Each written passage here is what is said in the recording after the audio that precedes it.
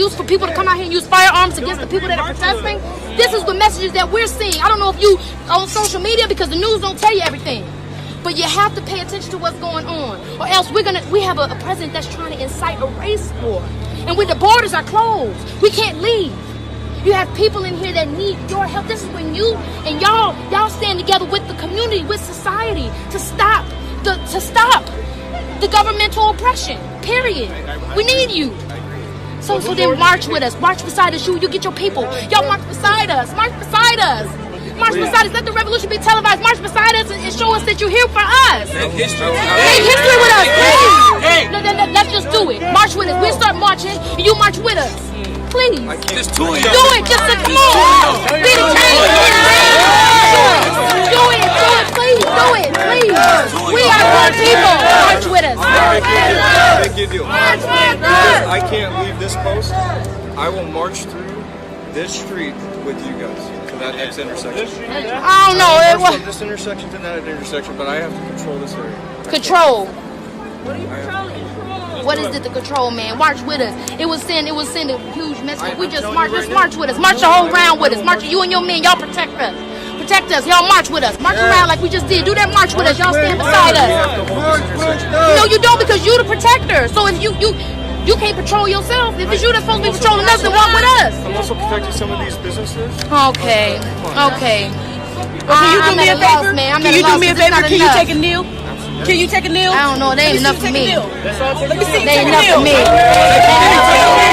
you. Let me see you take a kneel. They ain't enough for me. Let me see you take a kneel. Let me see you take a kneel. Thank you. Let's all do it together. Come on. Everybody, let's all do it together. You get good for the night, take a kneel. Let's all do it together. Oh, you're on the back, take a knee. Take a knee. If you standing up, we thinking you with it. Come on, take a March knee. with us. March with us.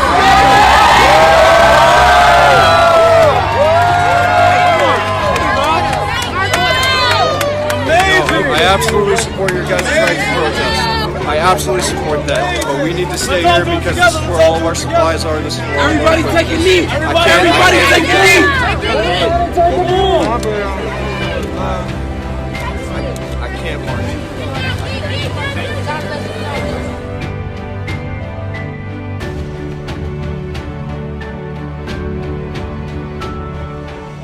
So I wrote some stuff that I wanted to just read out because I didn't want to really memorize it, and it was just on my mind, but I decided to share. I'm quite overwhelmed, y'all. Anyone else? I'm also confused because I've always been a for peace kind of person. That has always been my identity. I've always been against violence, not wanting to be violent because I don't want violence to overtake my spirit. But now, here I am, watching material things burn to the ground, and I feel a sense of comfort. Wow. I wondered what that said about me.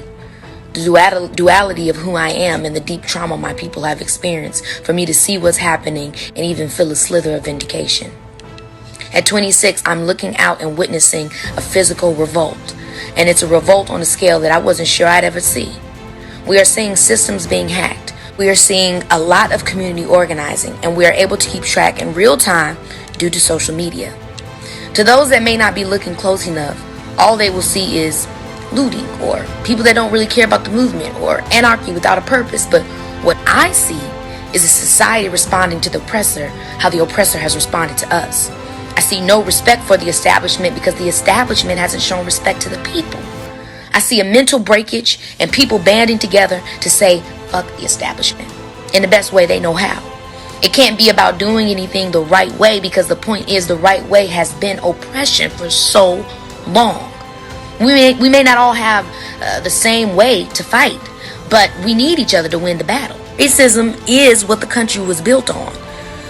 Slavery, systematic oppression, then voter oppression, female oppression, poor education system, so you're intentionally uninformed, financial oppression, and I'm sure I missed more, but they all end with oppression. Generation after generation has seen so many lies get exposed. So many times we have seen the man that won the presidency taunt and devalue us all. It's easy to not understand when you're sitting in comfort or the lies aren't affecting you. But imagine having lost your job, being told you can't leave your house and may die because of a disease that's killing millions, and then you see a man being murdered on film for not being able to breathe during a pandemic that attacks the respiratory system. And add a history of racism. It's irony. That's enough to put anyone into a psychotic break. I mean, isn't that a defense in court? Human beings can only take so much, and irrational leadership breeds irrational responses. You know, if we all had the resources and the education that we all deserve to have and should have, so we don't repeat the same things over and over again, then we'd all be aware of what's going on.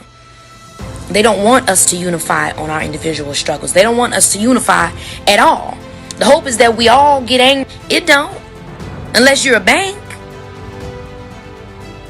America needs government reform that demands legislations and new laws that can birth the future we want for our kids. And that's the other gag, is agree and turn against each other long enough to forget who the fight is truly against. We deserve a new system because the old one was created to oppress us.